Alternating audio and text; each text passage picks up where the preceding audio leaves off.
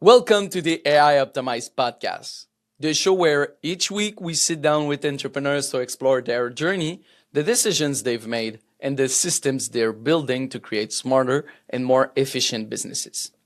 Today's conversation is with Tristan Hulscher, co founder of Envision Painting.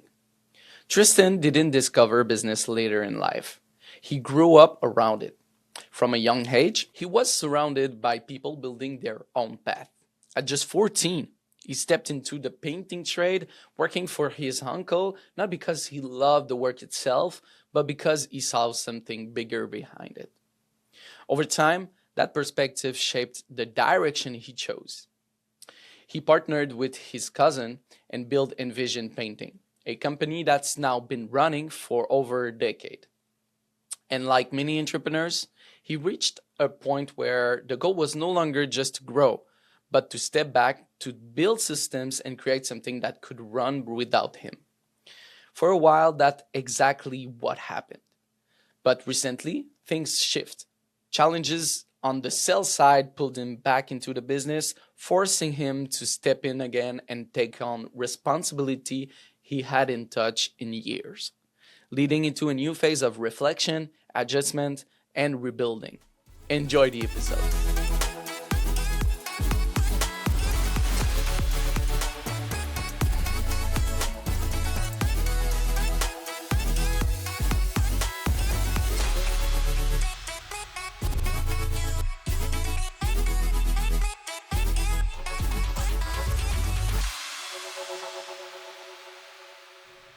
Hey Tristan, how you doing? Well, thanks so much, Charles. I'm doing good. I think you're in Mexico right now. Am I I right? am. I am enjoying So life in the yeah, sunshine. exactly. Tristan, thank you for being with us today. We're going to start really Of course. simply. So my first question to you is, when you look back at your teenage years working in the trade, what do you think that period shaped most? Your work ethic, your view of business, or your tolerance for risk? Right. That's an interesting question, and frankly, haven't been asked that very often or ever. I think for me, I was always quite motivated from a young age to sort of earn money. I can Hmm. remember back when I was 14 and I really wanted to get a job. And I even remember when I was around that age wanting to start, a lawn mowing business in my neighborhood. And I even, kind of got the motivation to do it, printed up flyers, walked around, gave them out, and didn't really land any customers. And I was kind of just, didn't have the stick to itiveness that you might sort of get once you get a little bit older. So I sort of Hmm. like put that on hold. I'm like, no, I'm not going to do that. But ultimately, yeah, my uncle had a painting company, and I saw the opportunity to get a job, during the summer months when school was out, working as a painter. So I really kind of was like, please give me a job, and Yeah, I yeah. begged him for a job, and I was 14 at that time, and then yeah, when I eventually got that job and I went out to the sites, it was exceptionally long commutes that I was taking, public transit, buses, and then sky trains and then buses in Vancouver.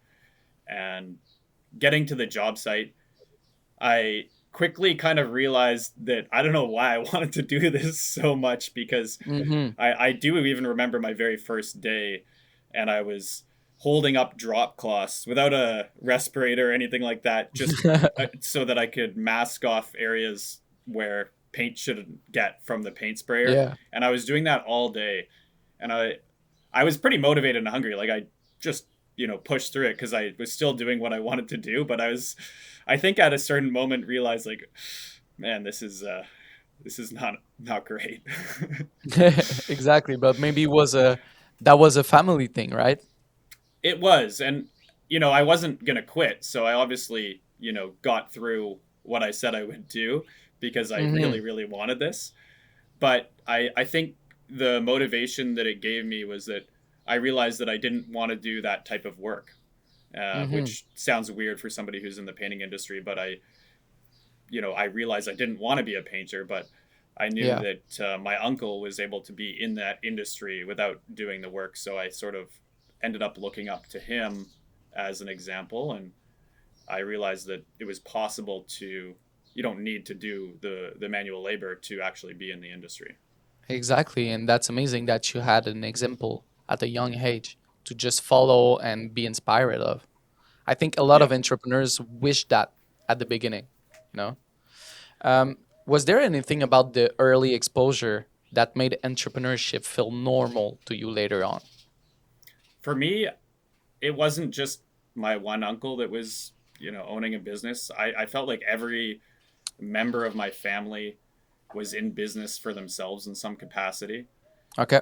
So for me, it was an inevitability that I would Mm-hmm. also do something for myself. I mean, if it wasn't, hiring people, it, would have been sort of as an individual producer, like people, who sell insurance or people who sell real estate. People in my family were either individual producing entrepreneurs or they were, they ran their own company. So it was for me as at a young age, I knew that I would want to be in either one of those two positions. Mm-hmm. And did you had the other example? Because you make me think of the book Rich Dad Poor Dad by Robert Mm, Kiyosaki. You had your rich dad that doing what you really want to doing, like just own a business and not hmm. necessarily do the work of painting, you know. But did you Yeah, had also your poor dad? not really. I mean, not in terms of my family. Mm-hmm. I but you kind of see, the majority of people do, work in a job, and I for me, I don't know if it was always specifically money motivated either. Like I think there was a certain element to just controlling your life that was quite attractive. Yes, and achievement. Yeah, yeah, Perfect. Sounds good. And you can be in Mexico right now. That's another exactly. thing. Yeah, and that's kind of like designing your life and sort of Mm-hmm. creating,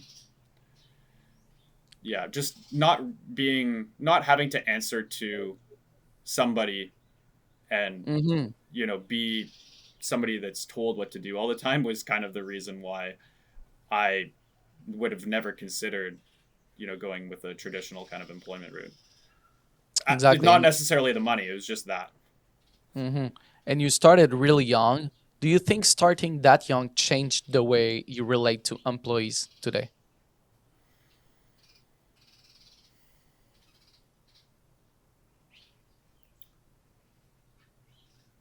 I don't know. I don't know. Do you think if you were able to be an employee yourself, you might have a different perspective on employees? Perhaps that's true. I Mm-hmm. don't know though if I've never thought about it. I actually don't have a great Mm-hmm. answer for you. I'm sorry. It's I, I okay, no think I problem. think that I think that I would have to think further and more deeply about that to give you a good answer. But certainly, I guess maybe there is an element of not understanding from a firsthand Mm-hmm. experience that exists. There definitely can be. But have you been an employee for a certain period Sorry, of time? I have. I'm Okay. sorry. I have been an employee. I've had multiple jobs as a youth. I was sport check clerk or not sales rep in the store. Okay. I was a ski instructor. I was also a painter. So those are kind of my three main things that I did. Oh, and a bus boy. I forgot. I was a bus boy A too. buzz boy. Yeah. Yeah, I think we all been through the buzz boy. Yeah. That's a common job. Yeah. Um, at some point, the work stops. We talked about it a little bit earlier, but at some point, the work stops being about painting and it starts being about decisions. When did you personally feel that shift happens? Right. I think for me, that happened when I was able to get out of the sales process Mm-hmm. because for years, as much as I removed myself from the labor portion of the business, I was unable or unwilling or both uh, to remove myself from the actual sales portion of the business. It's sort of what I Mm-hmm. gravitated towards, and I think I had an attitude for quite a long time that I can't actually get out of the sales part of the business. It's actually something that the business owner must be a part of.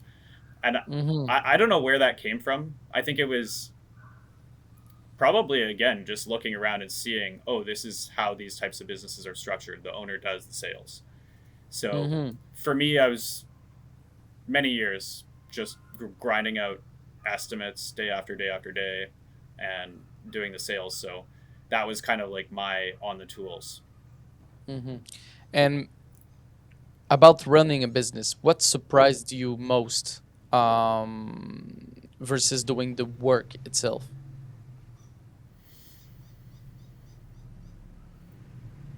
How much work it is. It's Yeah. you're not going to be getting away from the work. I mean, I think when I was running a student painting business, you go, you're kind of, it's a more, small operation. You're kind of Mm-hmm. rinky dink. You book your jobs, you get your crews.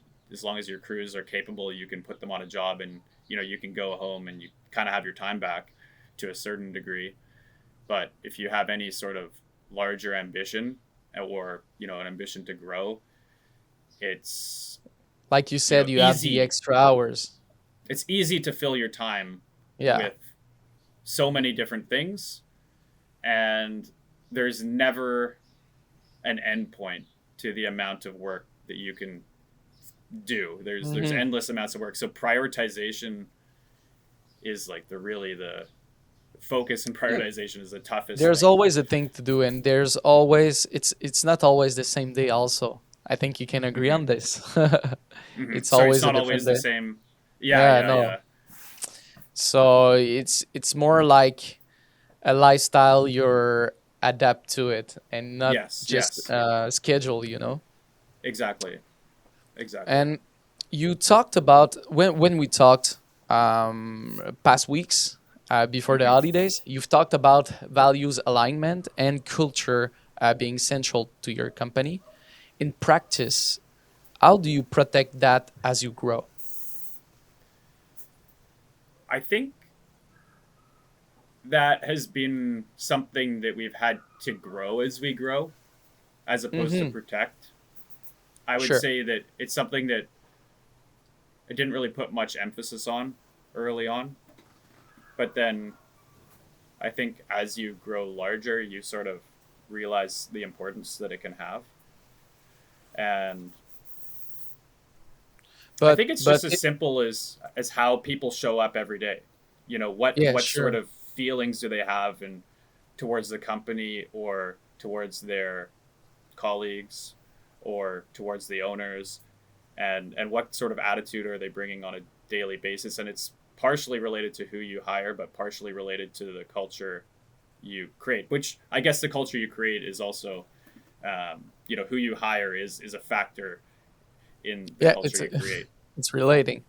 But Yeah. have there been moments where growth pressured those values a little bit?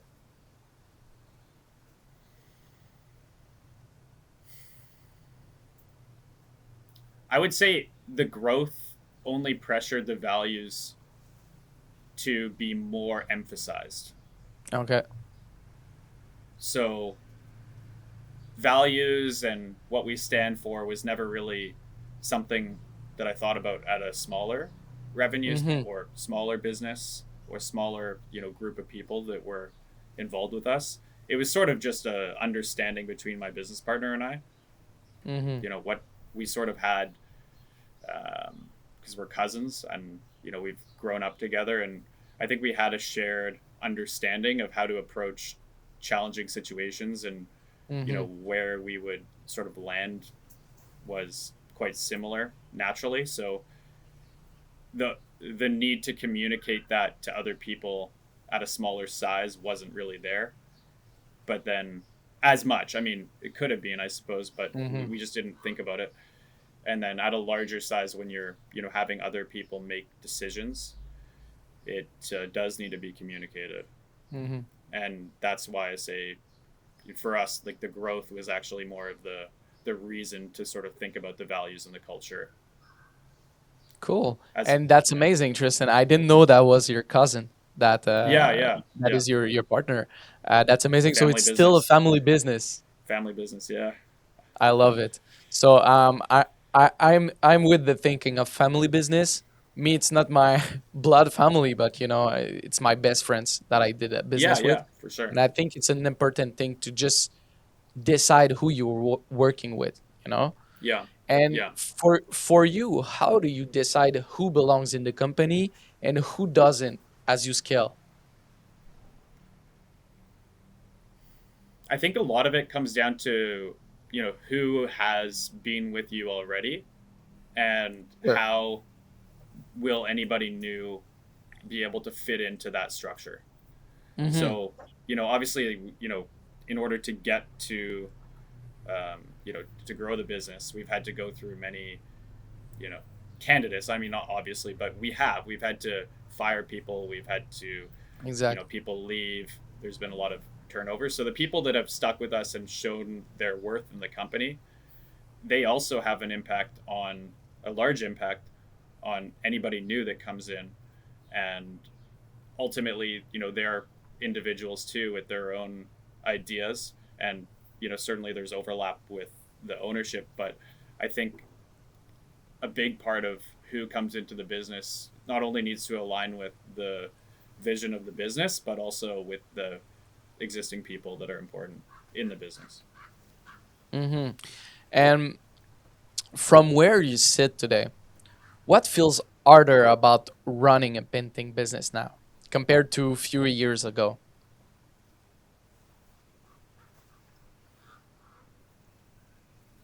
I feel like it's only gotten easier over time, It's just more because natural.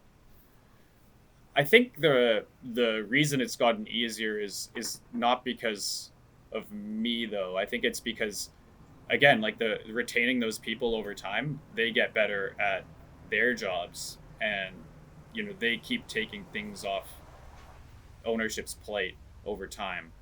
So Hmm. consequently, it gets easier. I think I It's only I can only see it getting easier. I mean, not to say that there's not you know more challenges and difficulties along the way, but Yeah, or exactly. there That's haven't what been. But that's what yeah, I'm gonna ask you. Because if you take a larger picture, on the larger picture, I think the competition increase also. Because I've talked a lot of painter and owners of painting company. yeah, You're not the first. I think you're my fourth one on the okay. podcast. So I think it's a big thing. And how do that was my next question. How do economic pressure and increased competition change the way you think about pricing and margins? Yeah, that's a good question. Well, I think recently, I mean, we had. I mean, I'm 32, so I haven't really been in a major recession in Yeah, my career, sure. but I think that I can certainly feel the difference. There was a lot of demand in our industry, Mm-hmm. or in our industry. There was so much demand between, say, 2019, 2020, 2021, 2022, even still 2023. And then I felt the difference between, that 2023 to 2024 and now 2025. It feels like there's more entrants into the market Mm-hmm. directly competing as well. Customers are, I think there's maybe fewer customers looking to spend, at least on the residential side. People are kind of holding off on spending a little bit more than they were previously, Mm-hmm. maybe because of, you know, their values of their houses going down, or, interest rates going up, or whatever it Yeah, I is. think it's the economy in general. Yeah. I think So everything's more expensive, and people just don't want to spend too much money on, even if it's exactly. So a I painting think job. Yeah. it's kind of in terms of the adjustment that we're trying to do. I mean, we're still in the middle of that, and ultimately we Mm-hmm. see it as an opportunity to kind of improve our sales process. So I think one of the things I told you Sure. is that we developed a software called paintbidninja.com. Mm-hmm. And this software gives us a clear sales process, beautiful proposals and work orders and everything like that. So that's part of it. But then, in addition, we're even working with a sales consultant so that our sales reps can be better. And we're, I think I mentioned to you as well before. I mean, this is like another challenge, but because we saw such a problem in our business when it comes to sales recently, Mm-hmm. we actually ended up sort of restructuring, or we had to actually let people go because they weren't performing. So that's another sort of, you could say it could be related to the economy, but it's also related to improper hires more than that. Exactly. And what do you think? We'll have the chance to talk about your systems and how it impact you in your business. I think it's a good thing to talk about. But what do you think if we stay in this subject about increased change, pricing, everything? What do you think about what do you think many contractors underestimate about the current market?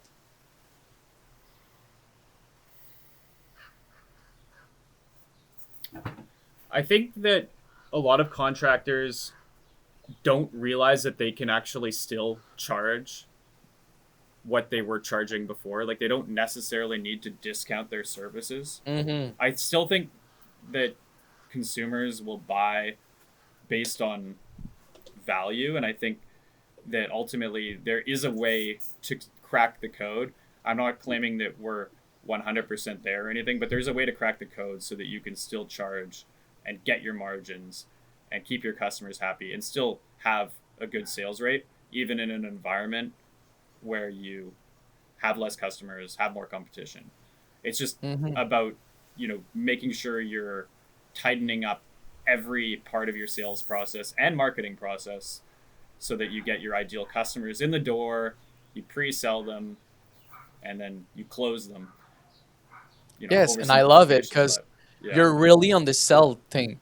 It's not yeah, always about the price. It's yeah, always about the value you bring on, and the price will come after. It's yeah. always. If you're trying to just like close people based on lowering your prices Mhm. because you see a bit of adversity in the economy, I think ultimately it's going to be a detriment to your business. Mhm. Yeah, exactly. And when we talked, you mentioned being pulled back into quoting after years away. Yeah. What did that moment reveal to you about your systems? Well, I think it was revealing that we didn't have great recruiting and interviewing and hiring and onboarding for salespeople. That's a lot So of things. yeah, yeah. I mean, we had a little bit of everything for all of those Hmm. steps, but we just didn't do it adequately. And I think Okay. that it revealed that definitely because we're ultimately just throwing candidates. I mean, sure, we did all interviews and we went through candidates but we were sort of too desperate. We're like, oh, Hmm. this person can work, this person can work, and we were just throwing people at the wall. I don't know if that quite makes sense, but we were trying things. It wasn't working. It wasn't sticking. Whereas maybe in the past it would have because there was just more. It was easier. Let's say back in Hmm. 2021, but the bottom line is it doesn't work now. You need really good people who are. I don't know, not to say those aren't good people, but they were the wrong people for the role. Yeah, I understand what you mean. And Yeah. are you because I've heard that with a lot of entrepreneurs in this industry in construction in general, that qualified people, it's really hard to find nowadays. What do you think about that? Are you I actually kind is of that think your that, case or? well, now I'm kind of viewing the whole So in terms of labor, we have zero problems. I mean, our Okay. production is very, very smooth. We went through a program though with the Canadian government, and we brought in people from other countries. So they are, most of them are in the process of becoming permanent residents, and it's like the labor market impact assessment sort of programs. So we did that uh, during COVID times because we saw that it was impossible to hire people, and then it sort of worked its way through, and eventually, Mm-hmm.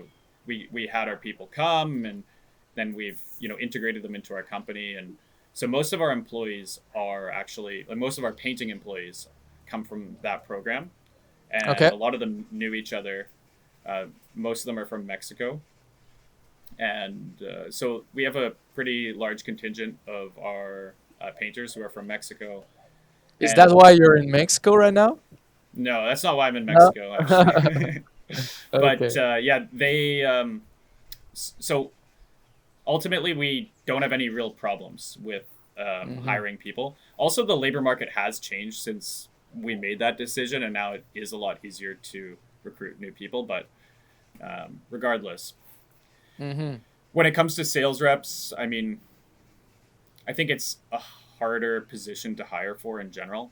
So there's more pitfalls, if you will. There's Mm-hmm. more, yeah, traps. So Yeah, I understand. generating a lot of applicants and then finding a way to sort them is kind of the unlock. And I think, our consultant was able to sort of help us with that, and still is helping with us. We're in the middle of that. So Mm-hmm. And what part of the business do you still feel depends too much on the wrong people or processes?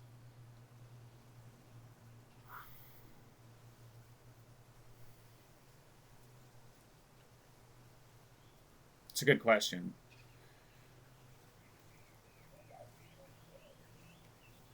The wrong people or processes, we have it mapped out pretty well at this moment. And it's kind of, That's a a good lot of thing. it is where it needs to be. So I don't think we have a major issue at the moment when it comes to, certain roles or responsibilities being with the Okay. wrong person.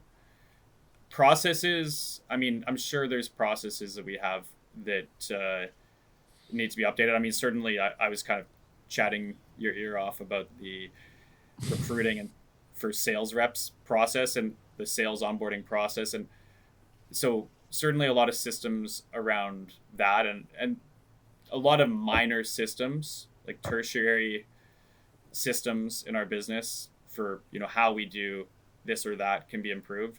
I think a lot of the major systems have been worked out, but there's a lot of kind of opportunities still, but we're tackling those systematically. Because we're in we're, 2026 we're also. tackling So systems systematically. the tech, yeah, exactly. That's a good sentence. Also, we're in 2026, so the technology is still evolving. Yeah. Um, and what do you think about the construction in general? Because it's really, really outdating. I think that some contractors still work with pencil and papers because we see a lot of clients Yeah. still doing that kind of. What do you think about that? The mentality of construction. I mean, I think a lot of it has to do with age of the people. Mm-hmm. And I think, you and I are, I don't know how old you are, but we're probably this roughly the same age, and we came up with computers and I'm 27, by technology. the way. Just Okay, yeah. just to So, specify. yeah, Yeah, I'm well, a little bit like younger. roughly the same. Yeah, And roughly. and I think that, what would I have been like if I was 60 today and I was still in the business? I'd probably be like, Mhm. you know what? Like, I'm gonna stick to nah. what it works, Yeah. and yeah, I Yeah, I'm understand. gonna be Yeah. done in a few years. Like, I can put the Hmm. effort into switching, but what's the Sure. point? Unless you're selling your business or handing it off to another generation. Or so I kind of understand that mentality if the people are older, but I just don't understand it if you're younger. I understand because when you get older, I think you need to just put your mental energy somewhere else than just Hmm. technology, Yeah, but and I have talking seen a lot about. of older people. They're open Mhm. to learning, but Still, yeah, but it plenty of them takes are. more time. But at some point, you don't have the choice to realize that technology, everything is evolving, and the competition is gonna be against people that just take Yeah, take advantage of this technology. That's another thing also. but the biggest divide, frankly, is not even age. I think the biggest divide is size of the business. Also, yeah, that's Yeah. true. That's true. That's a good point, Tristan. And talking about mental energy, over the past year, what kinds of decisions have taken the most mental energy from you, and why?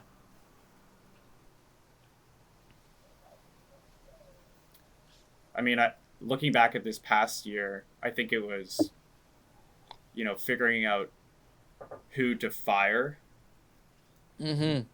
for this with this sales debacle that we had ourselves in. So, how do we, when to kind of cut it off and when Must to be know difficult sometimes to just fire people. yeah, because you're kind of like, oh, I think this person can develop. I think this person can develop. Mm-hmm. And it's very challenging to understand. Because I think also as an entrepreneur, you see the good in people. You know. Yeah. And also it takes time to be good, right? Mm-hmm. So Sure. you kind of understand that I wasn't really that great maybe my first year of doing this. So you kind of have the understanding that it does take time to build up, especially if you've hired Mm-hmm. somebody with the understanding that they're not necessarily, they may lack some of that experience to begin with. Mm-hmm. So I think it was challenging to kind of, I was personally starting to do buddy estimates when that was happening and sort of looking over the shoulder and providing feedback. And even though we had a sales manager, she was also doing that. It yeah, it was just a challenge because obviously you don't want to take a step back as a business. You hired these people for a reason, and you still have faith. Mm-hmm. So Yeah, exactly. And do you have other decisions that have taken the most energy from you?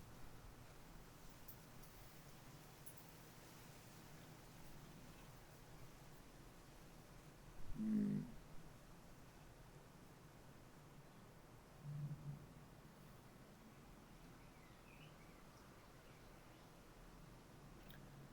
yeah, I mean, we had a bad job this past summer, which Okay. was related to like just a customer. So we had a sales rep who basically sold a job type that we don't really do. And Okay. unfortunately, it all happened very quickly. There wasn't enough oversight. And essentially, we sold $100,000 plus worth of like siding, new like carpentry, basically. But more than Okay. just Okay. carpentry, it Another was thing also than painting. yeah, it was like installing hardy board, Oh doing my all god. this stuff, and Okay. he basically uh, got a lot of. I mean, he took a lot of initiative, and he talked to one of our subcontractors because we do minor Hmm. carpentry or wrought repair Okay. carpentry. But he talked to one of our subcontractors, got a price, was able to sort of understand it a bit more, marked it up. He sort of did the right things, but then it all happened very quickly. The quote was submitted. It was also paired with a painting project. Anyways, it ended up being a total disaster. This Oh was my god. quite quite a stressful situation. So what ended up happening is this subcontractor that we had worked with in the past who had successfully done smaller jobs, he basically got paid, and we were foolish. We paid him a deposit, quite a large deposit, in order to get materials, etc., etc. There was some trust there, so we did it. And then It went well, this or? no, so this subcontractor showed up and started doing the work, and he sort of chewed through his deposit on his own personal expenses Oh and my God. debts. And then he, started showing up less. He had his people start showing up less. And the work that he was doing was objectively really not that great. So what ended up happening was he sort of disappeared and we were no further ahead. Oh And my God. yeah, this was a Did this was a did did, complete did you disaster. find him in Mexico? No, he's a Canadian guy, but basically a crook at the end of the day because he sort of took that deposit, didn't fulfill what he needed to fulfill, and disappeared after a while. Uh, He sort of was spinning his wheels on the job site for a while. and But what about the client? Did yeah, so we completed the painting portion of the work. The client was happy with that. We luckily had the Okay, client good. sign off on, percentage completion form during the project. Mm-hmm. And the client was like, we got into a bit of a dispute with the client because the client all kind of wanted their money back because they weren't happy with the situation. It was sort of understandable, but we were out this, and we also were able to provide a fair chunk of the services over what the client had actually paid. So Mm-hmm. after some discussion with the client, we actually had to sort of part ways, and there was no further issues because luckily we had at least completed more of the work than he had That's paid awesome. us, and it was, you know, but And that we proves that we you were can out. just We made a negative profit on that job, and we had a bad experience. The client was unhappy. We But it was yeah, because we disgusting. tried to do something that we should not have done. So, Mm-hmm. Sure. and and, At the and beginning unfortunately, that was it, but yeah. You yeah. you figure it out something and the client was happy still. And the client did have unrealistic expectations as well. Like, from a Okay. timeline perspective, he was it was unreasonable, and I think Mm-hmm. obviously that's our fault for not setting them properly. But I Mm-hmm. think the client wasn't necessarily helping the situation. You can have clients that can make things better or make things worse. I mean, certainly we didn't do a great job, from taking on a job that I think was more than what we could have handled when it came to carpentry and that type of work. And in addition, not setting the client's expectations, but then in addition, we chose to do this with a client that wasn't really, Exactly. understanding or reasonable. So it was kind of a perfect storm. It ended up, Yeah, kind of, exactly. The perfect you storm. know, we ended up Said it well. leaving there and all is well. But yeah, certainly not everything is perfect. Mm-hmm. I'm gonna ask you a question that we're asking all our guests in this podcast.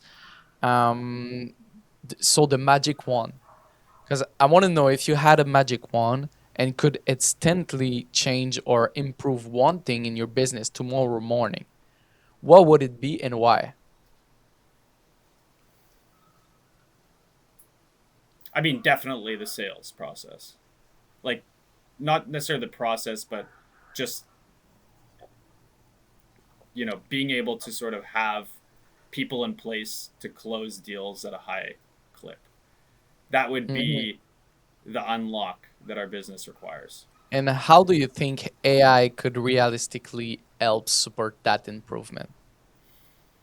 I mean, I certainly think that there's an opportunity to sort of maybe do a little bit more automated follow up. I mean, we do some automated follow up through our CRM, but Wow, that's a good thing. but That's a good start because some people that they don't even have in CRM, it look like a mess, in an Excel yeah, document and but everything. there's definitely more opportunity to.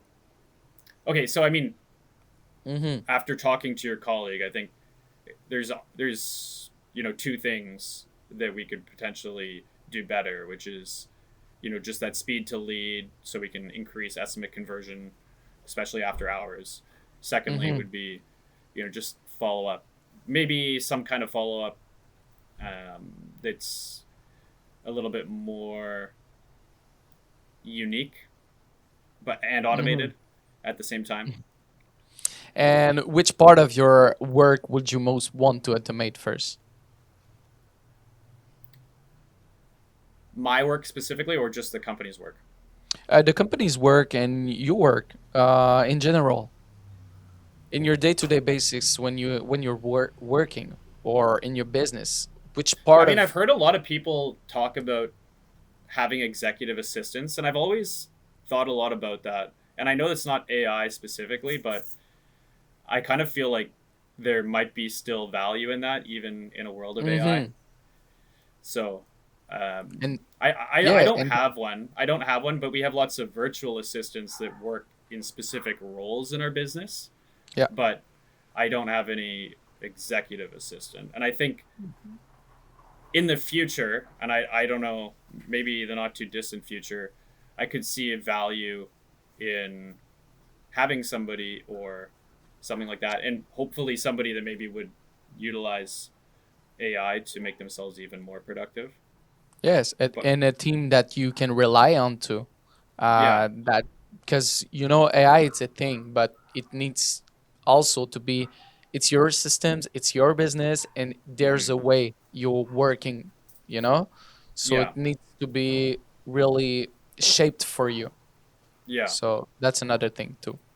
All right, so Tristan, I love this conversation. Thanks again for being on this podcast. I Thanks for think what having you me. shared today reflects a level of maturity that only comes from building. Stepping back, um, what I was about to say, it's it only comes from building, stepping back, and then being tested again. You're not chasing growth for growth's sake. You're trying to build something stable, aligned, and Yeah, resilient. exactly. So, yeah, I Uh, really loved this conversation. well, I appreciate you having me, and definitely appreciate the nice questions. And yeah, thank you. Looking forward to talk again, Tristan. Thank you for being with us. Bye bye. For those of you listening at home, thank you for being here. Because at the end of the day, AI and automation aren't just tools. They are what help you build systems that don't rely on guesswork or luck or on the wrong hires, but on structure, consistency, and execution. So thank you again for listening to the AI Optimized podcast. We'll see you next week for another conversation where we'll go even deeper into the ideas that shape how modern businesses grow.